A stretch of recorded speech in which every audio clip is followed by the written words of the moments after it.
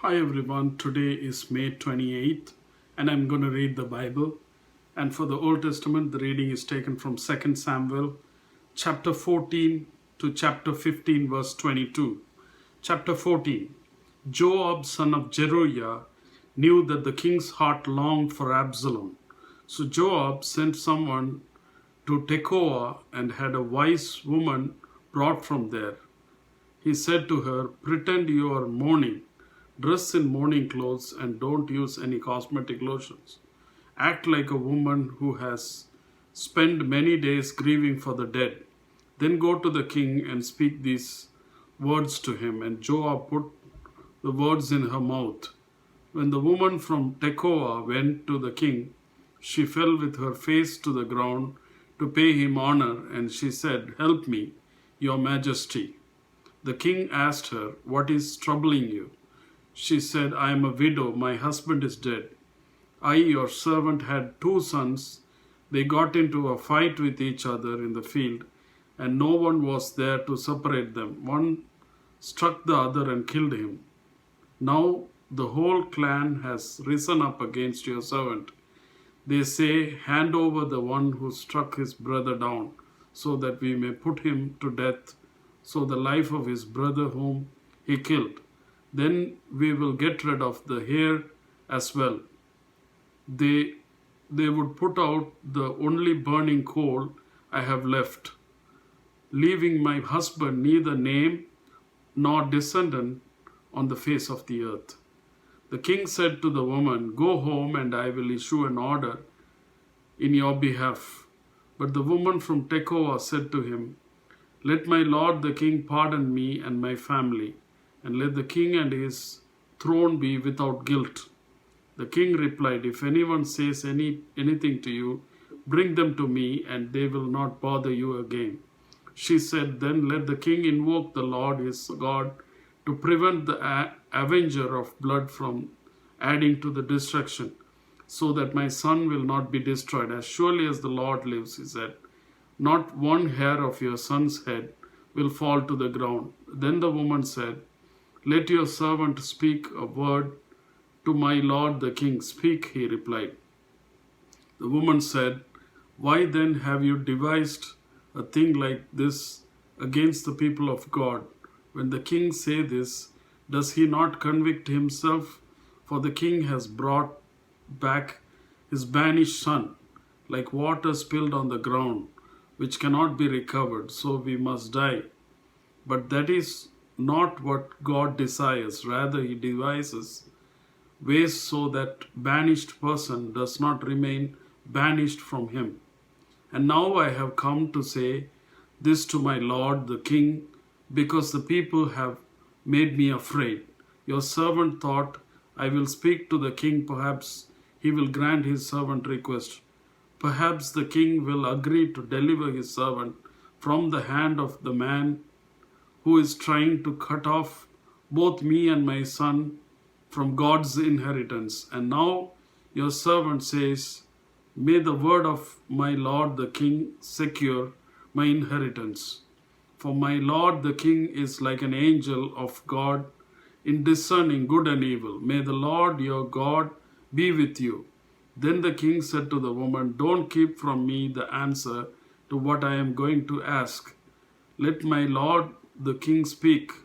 The woman said, "The king's asked, isn't the hand of Joab with you in all this?" The woman answered, "As surely as you live, my lord the king, no one can turn to the right or to the left from anything my lord the king says. Yes, it was your servant Joab who instructed me to do this, and who put all these words into the mouth of your servant. Your servant Joab did this to change the present situation. My Lord has wisdom like that of an angel of God. He knows everything that happens in the land." The king said to Joab, "Very well, I will do it. Go bring back the young man Absalom." Joab fell with the face to the ground to pay him honor, and he blessed the king. Joab said, "Today your servant knows that he has found favor in your eyes, my lord the king, because the king has granted his servant's request." Then Joab went to Geshur and brought Absalom back to Jerusalem. But the king said, he must go to his own house. He must not see my face. So Absalom went to his own house and did not see the face of the king. In all Israel there was not a man so highly praised for his handsome appearance as Absalom. From the top of his head to the sole of his foot, there was no blemish in him. Whenever he cut the hair of his head, he used to cut his hair once a year because it became too heavy for him. He said he would weigh it, and its weight was 200 shekels by the royal standard. 3 sons and a daughter were born to Absalom. His daughter's name was Tamar, and she became a beautiful woman. Absalom lived 2 years in Jerusalem without seeing the king's face. Then Absalom sent to Joab in order to send him to the king. But Joab refused to come to him. So he sent a second time, but he refused to come.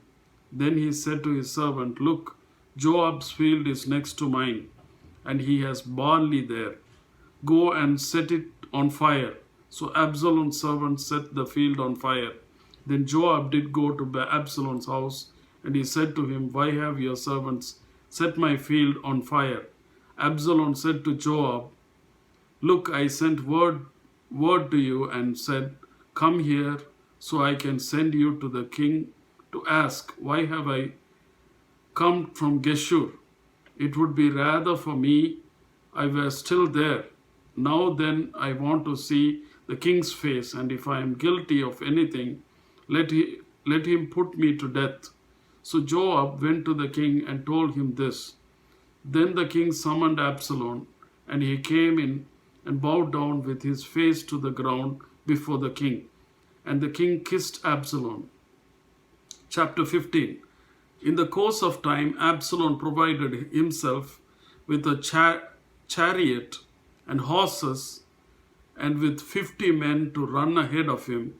He would get up early and stand by the side of the road leading to the city gate. Whenever anyone came with a complaint to be placed before the king for a decision, Absalom would call out to him, what town are you from? He would answer, your servant is from one of the tribes of Israel.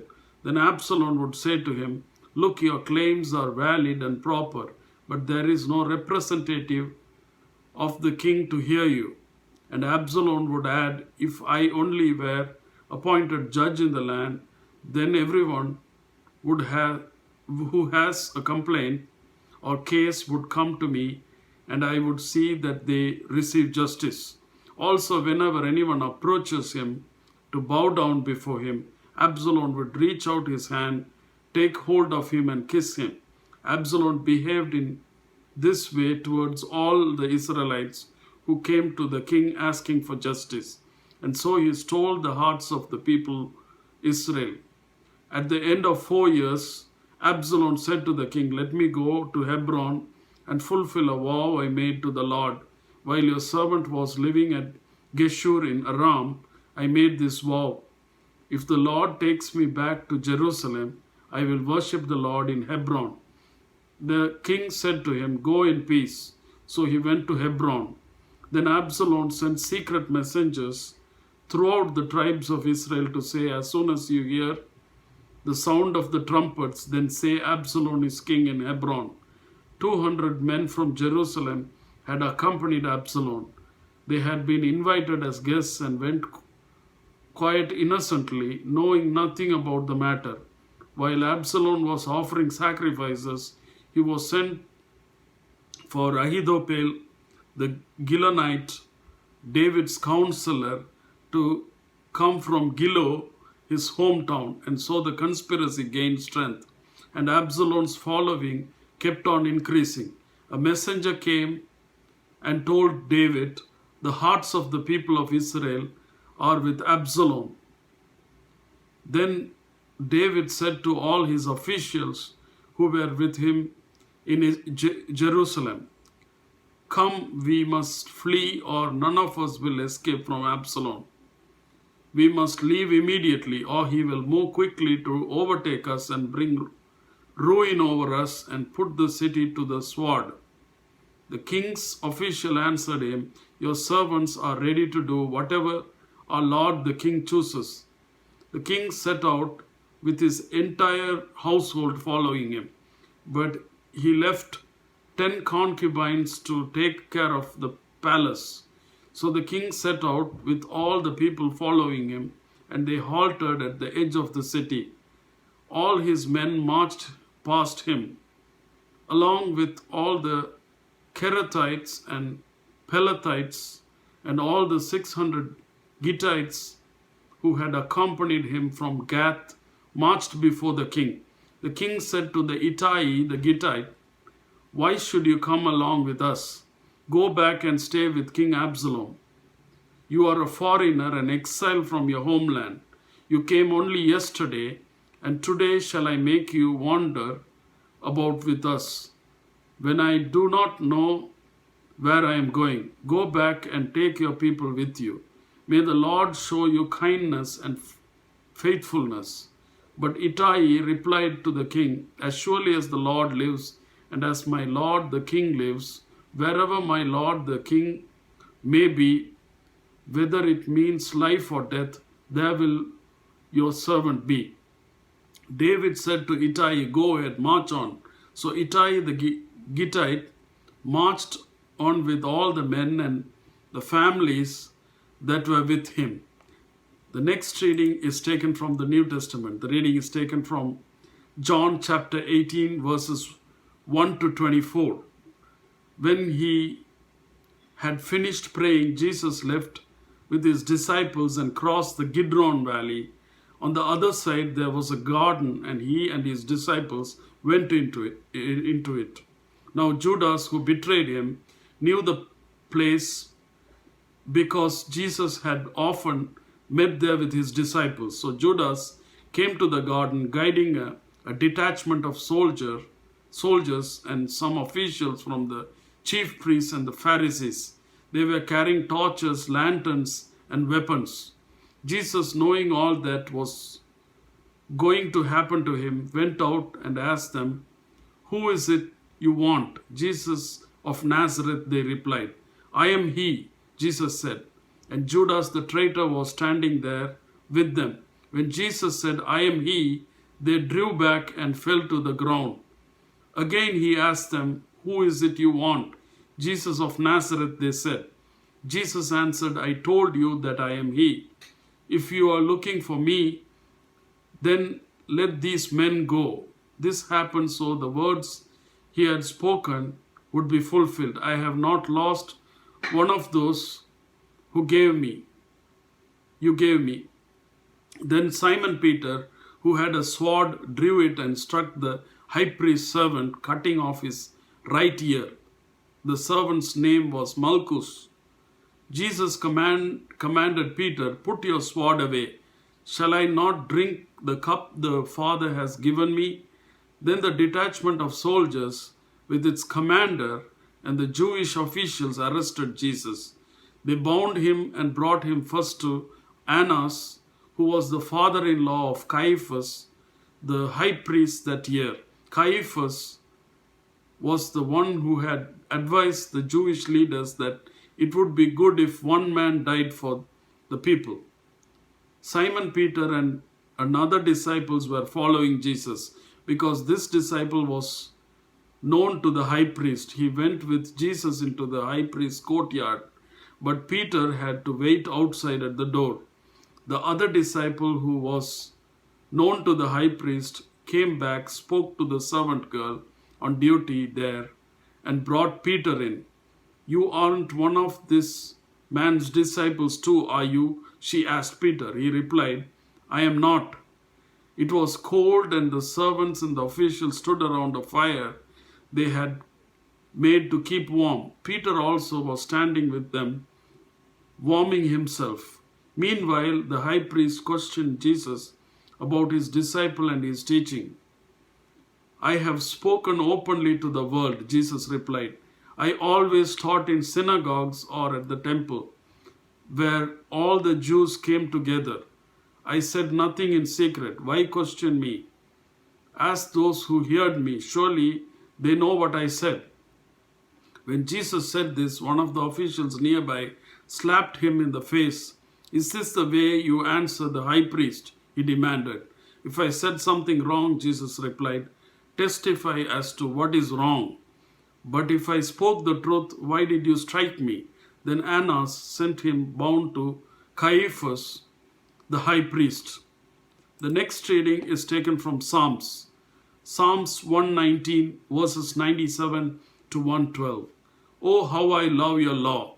I meditate on it all day long. Your commands are always with me and make me wiser than my enemies. I have more insight than all my teachers, for I meditate on your statutes. I have more understanding than the elders, for I obey your precepts. I have kept my feet from every evil path, so that I might obey your word. I have not departed from your laws, for you yourself have taught me. How sweet are your words to my taste, sweeter than honey to my mouth. I gain understanding from your precepts. Therefore I have every wrong path. Your word is a lamp for my feet, a light on my path. I have taken an oath and confirmed it, that I will follow your righteous laws. I have suffered much. Preserve my life, Lord, according to your word. Accept, Lord, the willing praise of my mouth, and teach me your laws. Though I constantly take my life in my hands, I will not forget your law. The wicked have set a snare for me, but I have not strayed from your precepts. Your statutes are my heritage forever. They are the joy of my heart. My heart is set on keeping your decrees to the very end. The next reading is taken from Proverbs chapter 16, verse 8 and 9. Better a little with righteousness than much gain with injustice. In their hearts human plan their course, but the Lord establishes their steps. Amen.